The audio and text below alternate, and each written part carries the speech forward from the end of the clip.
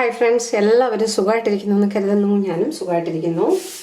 അപ്പോൾ ഇന്ന് നമ്മൾ ഉണ്ടാക്കാൻ പോകുന്നത് വളരെ ടേസ്റ്റിയും ഡിലീഷ്യസുമായിട്ടുള്ള ഈസി ആയിട്ടുള്ള നമ്മൾ green chilli pickle. Normally green chilli pickle north ഇന്ത്യയിലാണ് കൂടുതൽ ബെറ്ററായിട്ട് എല്ലാവരും എപ്പോഴും ഉണ്ടാക്കുക. കാരണം അവിടെ എപ്പോഴും എല്ലാവരും നോർത്ത് ഇന്ത്യയിലോട്ട് പോയി കഴിഞ്ഞാൽ ഗ്രീൻ ചില്ലി പിക്കിള് സുലഭമായിട്ട് യൂസ് ചെയ്യുന്ന ഒന്നാണ് എല്ലാ വീടുകളിലും. അപ്പം നമ്മുടെ എവിടെയും ഗ്രീൻ ചില്ലി പിക്കിൾ ഇടാറുണ്ട് കേരളത്തിലോട്ട്. പക്ഷേ അത് വേറെ ഒരു ചെറിയ വ്യത്യാസങ്ങളുണ്ട് ഇടുന്നതിൽ. നിങ്ങൾ ഇങ്ങനെയല്ല ഇടുന്നതെന്നുണ്ടെങ്കിൽ പറയാം. ചിലർ ഇതിനകത്ത് വെളുത്തുള്ളി, ഇഞ്ചി അങ്ങനെയുള്ള കാര്യങ്ങളൊക്കെ ചേർക്കും. അപ്പം ഞാനിതൊന്നും ചേർക്കാതെ ഗ്രീൻ ചില്ലി മാത്രം, പച്ചമുളക് മാത്രം ആഡ് ചെയ്തിട്ടുള്ള സിമ്പിൾ പച്ചമുളക് ഈസി അച്ചാറാണ് ഉണ്ടാക്കുന്നത്. അതും വളരെ ടേസ്റ്റിയും കുറേ കാലം സൂക്ഷിക്കാവുന്നതുമായിട്ടുള്ള അച്ചാർ. അപ്പോൾ അതിനായിട്ട് ആദ്യം വേണ്ടത്, ഞാനിവിടെ എടുത്തിരിക്കുന്നത് ഒരു 300 ഗ്രാം പച്ചമുളകാണ്. ഓക്കെ, 250 ഗ്രാം ആണെങ്കിലും മതി. നിങ്ങൾക്ക് എത്ര ആവശ്യമുണ്ടോ അത്ര എടുക്കുക. ഇത് നല്ലതുപോലെ കഴുകിയെടുക്കുക. അത് വേണമെങ്കിൽ 1 മണിക്കൂർ വെള്ളത്തിലിട്ടേക്കുക. കാരണം ഇപ്പോഴൊക്കെ നമ്മൾ പുറത്തുനിന്ന് വാങ്ങുന്ന പച്ചമുളക് ഒരുപാട് പെസ്റ്റിസൈഡ്സ് ഒക്കെ അടിച്ചിട്ടാണ് പച്ചമുളകൊക്കെ കിട്ടുന്നത്. അപ്പം ഇതിൻ്റെ വെള്ളം ഒന്ന് തോർന്നിട്ടുണ്ടെങ്കിലും സ്റ്റിൽ വെള്ളമുണ്ട്. അപ്പം നമുക്കിതിന്ന് ഈ ഒരു പേപ്പറിലോട്ടെങ്ങാനും ഇതൊന്ന് നിരത്തി വെച്ചിട്ട് ഇതുപോലെ ഒരു ടവലെങ്ങാനും എടുത്തിട്ട് നമുക്കിതൊന്ന് ഇതിൻ്റെ വെള്ളമെല്ലാം ഒന്ന് കംപ്ലീറ്റ് ഒന്ന് തുടച്ചെടുക്കണം കേട്ടോ. ഇതിൻ്റെ വെള്ളം ഒന്ന് കളഞ്ഞിട്ടെടുത്താൽ മതി, ഒന്ന് ചെറുതായിട്ട് ഇങ്ങനെ. അപ്പോൾ ആ ടവലിനടിയിലോട്ടിട്ടിട്ട് അതിനകത്ത് വെള്ളമയം ഉണ്ടെങ്കിൽ നമുക്കൊന്ന് പോയി കിട്ടും. ഈ പച്ചമുളകെല്ലാം ഇങ്ങനെ ഈ വെള്ളം ഒന്ന് മാറ്റിയെടുത്ത് ഇതിൻ്റെ വെള്ളമെല്ലാം ഒന്ന് പോയിട്ടുണ്ട്, എടുത്തിട്ടുണ്ട്. വെള്ളമയം ഉണ്ടായിരിക്കരുത് കേട്ടോ. വെള്ളമയം ഉണ്ടെങ്കിൽ അത് പെട്ടെന്ന് കേടുകൂടാനും സാധ്യതയുണ്ട്. ഒരുപാട് ദിവസമൊന്നും വെച്ചേക്കാൻ പറ്റാതെ വരും. ഓക്കെ, വളരെ സൂക്ഷിച്ച് കട്ട് ചെയ്യുക. എന്നിട്ട് ആ കൈയും കൊണ്ട് മുഖത്തങ്ങ് പെടരുത് കേട്ടോ. ഭയങ്കര എരിവാണ്. അപ്പോൾ ഈ ഒരു സൈസിലാണ് കട്ട് ചെയ്യാൻ പോകുന്നത്. വേണമെങ്കിൽ ഒരു മാസ്ക് വെച്ചിട്ട് അരിയുക. എരിവുള്ള മുളകാകുമ്പോൾ ചിലപ്പോൾ നല്ലപോലെ നമുക്ക് എരിക്കാം, മൂക്കിലോട്ട് കയറാം. അപ്പോൾ ഞാൻ ഈ മുളക് കംപ്ലീറ്റ് അരിഞ്ഞെടുത്തു. ഒരു ബോൾ മുളക്, ഓരോ ബോളോളം ഉണ്ട്. ഇത് ഈ ഒരു സൈസിലാണ് ഞാൻ എടുത്തത്. കുറച്ചുകൂടെ ചെറുത് വേണമെങ്കിൽ ആക്കും. ഒത്തിരി ചെറുതാക്കരുത് ഈ അച്ചാറിന്. ഇനി നമുക്ക് അടുത്ത സ്റ്റെപ്പ് എന്ന് പറഞ്ഞു കഴിഞ്ഞാൽ, നമുക്ക് കുറച്ച് സാധനങ്ങളൊന്ന് റോസ്റ്റ് ചെയ്ത് എടുക്കണം. 2 ടേബിൾ സ്പൂൺ കടുകാണ് ഞാനിപ്പോൾ ഇവിടെ എടുത്തിരിക്കുന്നത്. 1 ടേബിൾ സ്പൂൺ നമ്മളുടെ പെരിഞ്ജീരകം, 1/2 ടീസ്പൂൺ നല്ല ജീരകം. ഇതിൻ്റെയൊക്കെ എക്സാക്റ്റ് അളവ് ഞാൻ അവിടെ ഡിസ്ക്രിപ്ഷൻ ബോക്സിൽ കൊടുക്കാം. അത് നോക്കിയിട്ട് നിങ്ങൾ ചെയ്താൽ മതി കേട്ടോ. 1 ടീസ്പൂൺ ഉലുവ. ഒരല്പം കൂടെ എല്ലാം ആഡ് ചെയ്യണം മസാല. ഞാനിപ്പോൾ ഇത്ര ആഡ് ചെയ്യുന്നുള്ളൂ. ഇത് നമുക്ക് നല്ലതുപോലെ ഒന്ന് റോസ്റ്റ് ചെയ്ത് എടുക്കണം. ഓക്കെ, കരിക്കാതെ ലോ ഫ്ലെയിമിലിട്ട് ഒന്ന് റോസ്റ്റ് ചെയ്തെടുക്കാം. ഇത് നമുക്കൊന്ന് റോസ്റ്റ് ചെയ്തെടുക്കാം. ഒരുപാടങ്ങ് മറ്റു സാധനങ്ങളൊന്നും ഒത്തിരി ആഡ് ചെയ്യേണ്ട കാര്യമില്ല. വ്യത്യാസം ഇത്രയേ ഉള്ളൂ. നോർത്തിലോട്ടൊക്കെ ആണെങ്കിൽ ഒരു 3 ടേബിൾ സ്പൂണൊക്കെ കടുക് ആഡ് ചെയ്യും. ഒരു 2-3 ടേബിൾ സ്പൂണ് സോഫ് അല്ലെങ്കിൽ നമ്മളുടെ പെരിഞ്ജീരകം ആഡ് ചെയ്യും. നമ്മളൊക്കെ ഇച്ചിരി കുറച്ച് ആഡ് ചെയ്യുന്നത്. അപ്പോൾ നമ്മുടെ നാട്ടിൽ പല രീതിയിൽ നമ്മൾ ഗ്രീൻ ചില്ലി പിക്കിൾ ഉണ്ടാക്കാറുണ്ട്. ചുമന്ന മുളക് ചേർത്തിട്ടുണ്ടാക്കാറുണ്ട്. ഈ മസാലകളൊക്കെ ആഡ് ചെയ്യാതെ വെളുത്തുള്ളി ഇഞ്ചിയും ചേർത്തും ഉണ്ടാക്കാറുണ്ട്. അപ്പോൾ ഇത് കരിഞ്ഞു പോകരുത്. ഫ്ലെയിം വളരെ കുറച്ച് വെക്കുക. എൻ്റെ ഫ്ലെയിം ഇപ്പം നമ്മളുടെ ഈ ഡ്രൈ റോസ്റ്റ് ചെയ്തതെല്ലാം ഒന്ന് കറക്റ്റ് പരുവത്തിനായിട്ടുണ്ട്. ഞാൻ ഗ്യാസ് ഓഫ് ചെയ്തു. ഇതൊന്ന് തണുക്കാൻ വെച്ചിരിക്കുകയാണ്. അപ്പോൾ നമുക്കിത് ഈ മസാല ഒന്ന് തണുത്ത് കഴിഞ്ഞിട്ട് ഒന്ന് പൊടിച്ചെടുക്കാം. പൊടിച്ചെടുക്കുമ്പോൾ നല്ല ഫൈൻ പേസ്റ്റായിട്ട് പൊടിച്ചെടുക്കരുത്, ക്രഷ് ചെയ്തെടുക്കുകയാണ് ചെയ്യേണ്ടത്. നമ്മൾ മസാല ഇവിടെ പൊടിച്ചെടുത്തു. നല്ല ഫൈൻ പേസ്റ്റ് ആക്കിയില്ല, കുറച്ച് ക്രഷ് ചെയ്തെടുത്ത്. ഇതിനകത്ത് ഇപ്പം തരിയുണ്ട്. നല്ല കുറച്ചുകൂടെ വേണമെങ്കിൽ വലിയ പീസസ് ആയിട്ട് ഇരിക്കാം. അതിലോട്ട് നമുക്ക് ഒരു 3, 4, 5 ടേബിൾ സ്പൂൺ, നിങ്ങൾക്ക് എണ്ണ കൂടുതൽ ഇഷ്ടമാണെന്നുണ്ടെങ്കിൽ അതനുസരിച്ച് എണ്ണ ഒഴിച്ചു കൊടുക്കുക. എപ്പോഴും അച്ചാറിടാൻ നല്ലെണ്ണ തന്നെ യൂസ് ചെയ്യുക. ഞാനിവിടെ ഒരു 4 ടേബിൾ സ്പൂൺ നല്ലെണ്ണയാണ് ഒഴിച്ചു കൊടുത്തിരിക്കുന്നത്. നല്ലെണ്ണ തന്നെയാണ് ഏറ്റവും ബെസ്റ്റ് അച്ചാറിടാൻ കേട്ടോ. നല്ലെണ്ണ ആയതുകൊണ്ട് ഇതൊന്ന് ചൂടായി, ഇതൊന്ന് പുക വരണം ഇതിനകത്തൊന്ന് കേട്ടോ.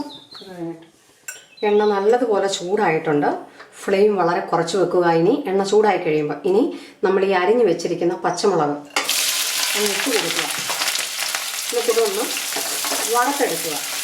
ഇത് ഇളക്കിക്കൊണ്ടിരിക്കുക, അല്ലെങ്കിൽ ചിലപ്പോൾ പൊട്ടിത്തെറിക്കും. അപ്പം എണ്ണ കൂടുതലുള്ളത് കൊണ്ട് പൊട്ടിത്തെറിക്കും. അതിങ്ങനെ അതുകൊണ്ട് ഇളക്കിക്കൊണ്ടിരിക്കുക, കൈവിടാതെ. ഇനി ഇത് വറുത്ത് എടുക്കുന്നത് എന്തിനാണെന്ന് പറയാം. നോർമലി 2 രീതിയിൽ അച്ചാറിടാം. ഒന്ന്, ഇത് വഴട്ടാതെ ഡയറക്റ്റ് മസാല മാത്രം വഴട്ടിയിട്ട് അതിലോട്ടിട്ട് മിക്സ് ചെയ്ത് നമുക്ക് അച്ചാറുണ്ടാക്കാം. ഈ മുളക് ഇങ്ങനെ വഴട്ടിയെടുത്ത് ഉണ്ടാക്കുന്നത് എന്തിനാണെന്ന് വെച്ചാൽ ഭയങ്കര എരിവുള്ള പച്ചമുളകാണ് ഇപ്പോൾ ഇവിടെ ഞാൻ യൂസ് ചെയ്തിരിക്കുന്നത്. അപ്പം നമ്മൾ ഒരുപാട് എരിവുള്ള പച്ചമുളക് യൂസ് ചെയ്യുമ്പോൾ അച്ചാർ നമുക്ക് കഴിക്കാൻ പറ്റാതെ വരും. അതുകൊണ്ട് നമ്മളിങ്ങനെ ഒന്ന് വഴട്ടിയെടുക്കുകയാണെങ്കിൽ ഒന്ന് വഴട്ടിയെടുക്കുമ്പോൾ അതിൻ്റെ എരിവ് കുറഞ്ഞ് കിട്ടാൻ നല്ലതുപോലെ സഹായിക്കും. അതിനാണ് ഇങ്ങനെയൊന്ന് വഴട്ടിയെടുക്കുന്നത്. പച്ചമുളക് ഇങ്ങനെ വഴട്ടിയിട്ട് തന്നെ ഉണ്ടാക്കുക. ഒരുപാട് എരിവുള്ള പച്ചമുളകാണെന്നുണ്ടെങ്കിൽ അപ്പം നമുക്ക് ഒരുപാട് അങ്ങ് എരിക്കാതെ ആവശ്യത്തിനുള്ള എരിവോടെ വളരെ ടേസ്റ്റിയോടെ കഴിക്കാൻ പറ്റുന്നതായിരിക്കും.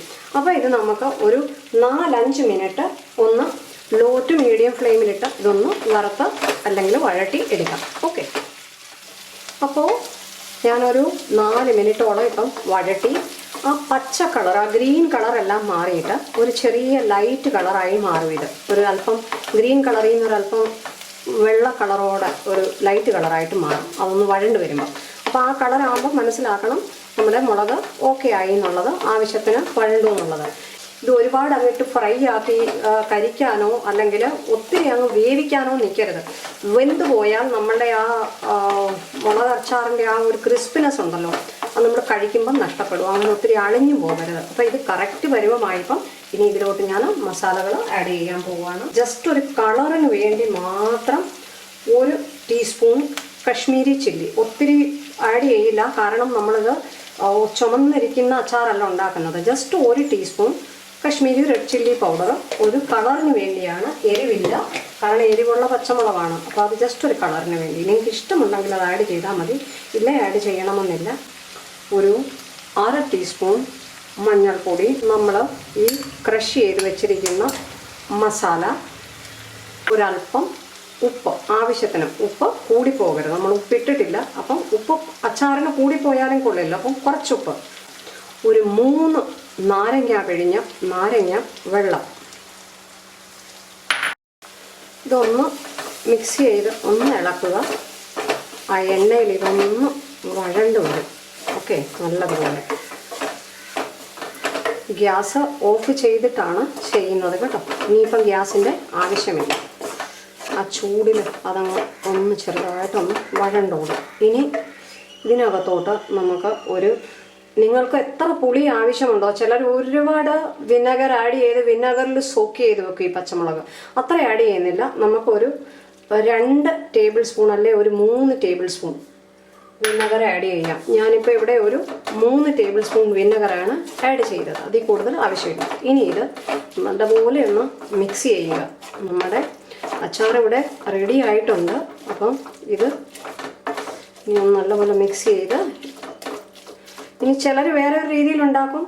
കുറേ കൂടി എണ്ണ യൂസ് ചെയ്തിട്ട്, അതായത് വേറെ ഒരു പാനിലോട്ട് കുറച്ചുകൂടി നല്ലെണ്ണ ചൂടാക്കി അതിലോട്ട് ഈ മസാലയെല്ലാം ഒന്ന് ഫ്രൈ ചെയ്തെടുത്തിട്ട് പിന്നെ അതിലോട്ട് മുളക് തട്ടിയിടുകയാണ്. അങ്ങനെയും ചെയ്യാം, അങ്ങനെ ഉണ്ടാക്കുന്നതിന് കുഴപ്പമില്ല. പക്ഷെ അപ്പോൾ അത് ഓവറായിട്ട് നമ്മൾ എണ്ണ കൺസ്യൂം ചെയ്യുവാണ്. അതുകൊണ്ടാണ് ഞാൻ ഇങ്ങനെ ചെയ്തത്.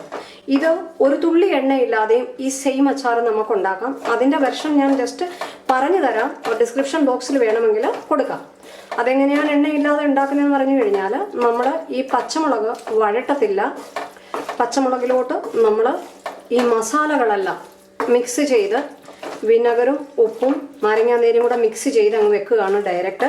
അതൊട്ടും നമുക്ക് ഇത് ചെയ്യത്തില്ല, നമ്മൾ എണ്ണയിൽ വഴട്ടിയെടുക്കത്തില്ല. ഓക്കെ, ഇടാൻ വിട്ടുപോയി. ഒരു നുള്ള്, ഒരുപാട് വേണ്ട, ഒരു നുള്ള് കായപ്പൊടി കൂടി ആഡ് ചെയ്യാം. ഈ അച്ചാറിന് ഒരുപാട് കായം ഇടത്തില്ല. ഒരു നുള്ള് കായപ്പൊടി ഒന്ന് മിക്സ് ചെയ്യുക ഇതിൻ്റെ കൂടെ കേട്ടോ. ഇനി ഇത് നല്ലതുപോലെ തണുത്തതിന് ശേഷം മാത്രം നമുക്ക് ബോട്ടിലിലോട്ട് ട്രാൻസ്ഫർ ചെയ്യാവുന്ന. ഇതൊന്ന് തണുക്കാൻ അനുവദിക്കുക. ഓക്കെ, അപ്പോൾ നമ്മുടെ അച്ചാർ ഇവിടെ നല്ലതുപോലെ തണുത്തിട്ടുണ്ട്.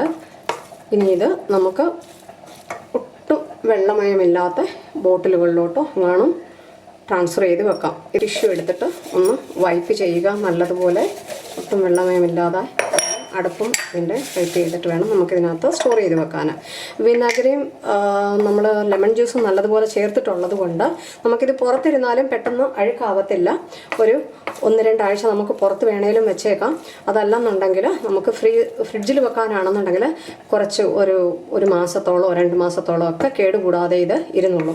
വളരെ ടേസ്റ്റിയും ഡിലീഷ്യസുമായിട്ടുള്ള ഈ അച്ചാർ നമുക്ക് നമ്മളുടെ ചോറിൻ്റെ കൂടെ സൈഡ് ഡിഷായിട്ടോ ഒരു ദാൽ ഫ്രൈ ഒക്കെ ഉണ്ടെങ്കിൽ അടിപൊളിയാണ്.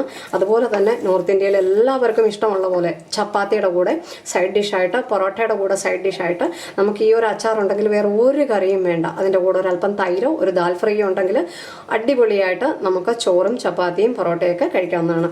ഒരുപാട് ടേസ്റ്റിയും ഡിലീഷ്യസുമായിട്ടുള്ള ഈസി പീസി ആയിട്ടുള്ള നമ്മളുടെ ഈ ഗ്രീൻ ചില്ലി അച്ചാർ എല്ലാവർക്കും ഇഷ്ടമായി എന്ന് കരുതുന്നു. Thank you so much for watching. ഇതുവരെ നിങ്ങൾ എൻ്റെ ചാനൽ സബ്സ്ക്രൈബ് ചെയ്യാതെയാണ് കാണുന്നതെന്നുണ്ടെങ്കിൽ പ്ലീസ് മറക്കാതെ ആ സബ്സ്ക്രൈബ് ബട്ടൺ പ്രസ് ചെയ്ത് കഴിഞ്ഞ് ആ ബെല്ലൈക്കൺ കൂടി ഒന്ന് പ്രസ് ചെയ്ത് ഓൾ എന്നതിൽ ക്ലിക്ക് ചെയ്താൽ ഞാൻ വീഡിയോസ് പോസ്റ്റ് ചെയ്യുമ്പോൾ തന്നെ നിങ്ങൾക്ക് നോട്ടിഫിക്കേഷൻസ് കിട്ടുന്നതായിരിക്കും. നിങ്ങളുടെ വിലയേറിയ കമൻസുകളും വ്യൂസുമാണ് ആവശ്യം. പ്ലീസ് സപ്പോർട്ട് ചെയ്യുക. അപ്പോൾ അടുത്ത ഒരു അടിപൊളി റെസിപ്പിയുമായി വരുന്നത് വരെ till then take care. Bye. Thank you so much for watching. Keep watching, keep sharing, keep subscribing. Eat healthy, stay healthy. Thank you.